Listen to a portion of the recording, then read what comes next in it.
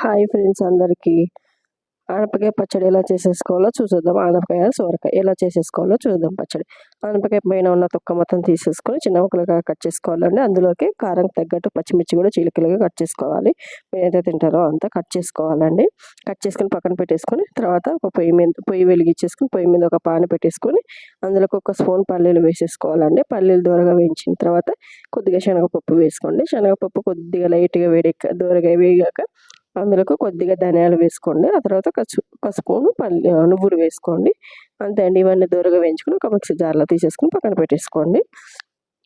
ఇంకా మన వీడియోలో మీకు ఏదైనా వంట కావాలంటే ఒకసారి కామెంట్ చేయండి. అది కూడా చేసి నేను వీడియోలో పెడతానండి. మన వీడియోలు చూస్తున్నారు కానీ ఎవరు షేర్ చేయట్లేదు, లైక్ చేయట్లేదు. కొంచెం సపోర్ట్ చేస్తారని ఆశిస్తున్నానండి. ఎవరైనా మన ఛానల్ ఇంకా సబ్స్క్రైబ్ చేసుకోకపోతే సబ్స్క్రైబ్ చేసుకోండి, లైక్ చేసి షేర్ చేయండి. సపోర్ట్ చేస్తారని అనుకుంటున్నానండి. చూడండి దోరగా వేగిపోయినాయి. ఇందులోకి ఒక స్పూను నువ్వులు వేసేసుకొని మిక్సీ జార్లో తీసేసుకొని పక్కన పెట్టేసుకోవడం అండి. చూడండి వీడియోలో చూపిస్తున్నాను కదా, అలాగా సూపర్ టేస్టీగా ఉంటుందండి. చపాతీ, రైస్ దేనికైనా సూపర్గా ఉంటుందండి. ఆ తర్వాత ఇప్పుడు తీసేసుకుని పక్కన పెట్టేసుకున్నాక కొద్దిగా ఆయిల్, అదే పాన్లో కొద్దిగా ఆయిల్ వేసేసుకొని ఆనపకాయ ముక్కలు, పచ్చిమిర్చి, కొద్దిగా కొత్తిమీర తినే వాళ్ళంటే వేసుకోండి, లేకపోతే లేదండి. కొత్తిమీర వేసేసుకొని బాగా మొత్తం ఆయిల్ అంతా ముక్కలకి పట్టేలాగా కలుపుకొని మూత పెట్టేసుకోవాలండి. ఒక 5 మినిట్స్ స్లిమ్లో పెట్టేసుకొని మూత పెట్టేసుకోండి. మధ్య మధ్యలో కలుపుతూ ఉండండి, లేదంటే మాడే ఛాన్సెస్ ఉన్నాయండి. కింద అడుగు అంటుతుందండి. అందుకని మధ్య మధ్యలో కలుపుతూ ఉండండి. మీరేమంటారు, ఆనపకాయ అంటారా, సొరకాయ అంటారా? ఒక్కసారి కామెంట్ కూడా చేసేసేయండి. లైక్ చేసి షేర్ చేయండి. మన వీడియోలు ఎలా ఉన్నాయో ఒక్కసారి కామెంట్ కూడా చేయండి. ఎక్కడెక్కడ నుంచి చూస్తున్నారు ఒకసారి కామెంట్ కూడా చేయండి. చూడండి ముక్కలు అయితే బాగా కొద్దిగా వేగినాయి చూడండి. అందులోకి ఒక చిటికెడు పసుపు వేసేసుకొని బాగా కలగబెట్టుకొని అది మూత పెట్టేసుకొని స్లిమ్లో పెట్టేసుకొని ఒక 5 మినిట్స్ స్లిమ్లో పెట్టేసుకొని అలా వదిలేసేయండి. మధ్యలో కలుపుతూ ఉండండి. ఎందుకంటే ముక్కలు మాడుతాయి. మాడింది అనుకోండి అస్సలు మాడిన వాసన వస్తుంది చట్నీ, అస్సలు ఏమి బాగోదు. అందుకని చెప్తున్నాను.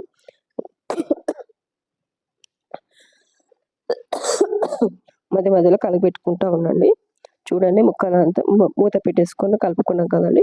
ఇప్పుడు మూత తీసేసుకొని కలుపుకొని చూడండి ముక్కలు బాగా మదిగినాయి. అందులోకి కొద్దిగా ఉప్పు వేసుకొని స్లిమ్లో ఉప్పు వేసుకున్నాం కదా, కలిపేసుకొని పొయ్యి ఆపేసుకొని పక్కన పెట్టేసుకోవాలండి. ఇప్పుడు మనం ఇందాక పల్లీలు, శనగపప్పు, ధనియాలు, నువ్వులు వేయించుకున్నాం కదండి, అది మిక్సీ పట్టేసుకుందాం. ముక్కలు అయితే ఉడికిపోయినాయండి.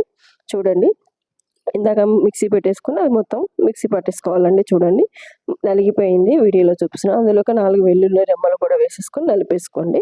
సూపర్ టేస్ట్గా ఉంటుంది. వెల్లుల్లి కూడా వేసుకుంటే కొద్దిగా టేస్ట్ బాగుంటుంది. ఈ పొడి మొత్తం తీసుకెళ్ళి ఆనపకాయ ముక్కల్లో వేయాలండి. నీకు అది స్కిప్ అయిపోయింది, నేను వీడియో తీయలేదు, ఏంటో మరి స్కిప్ అయిపోయింది, మర్చిపోయాను. ఆ పొడి కూడా అందులోకి వేసేసుకుంటేనే మొత్తం ముక్కలకంతా పొడి బాగా పడుతుంది. అప్పుడు ఉప్పు, కారం అన్నీ మంచిగా అయితే ఇందాక మనం పెట్టుకున్నాం కదండి, అది కూడా మిక్సీ పట్టేసుకుని ఒక పక్కన పెట్టేసుకుని ఒక గిన్నెలో తీసేసుకుని పక్కన పెట్టేసుకుని ఇప్పుడు దానిలోకి పోపు వేసేసుకుందామండి. జీలకర్ర, ఆవాలు, కొద్దిగా మెంతులు, కరివేపాకు, ఎండుమిర్చి అండి. ఇప్పుడు పొయ్యి మీద ఆయిల్ పెట్టేసుకొని అది ఆయిల్ వేడెక్కాక పోపు వేసుకుంటే ఎంతో టేస్టీకరమైన ఆనపకాయ పచ్చడి రెడీ.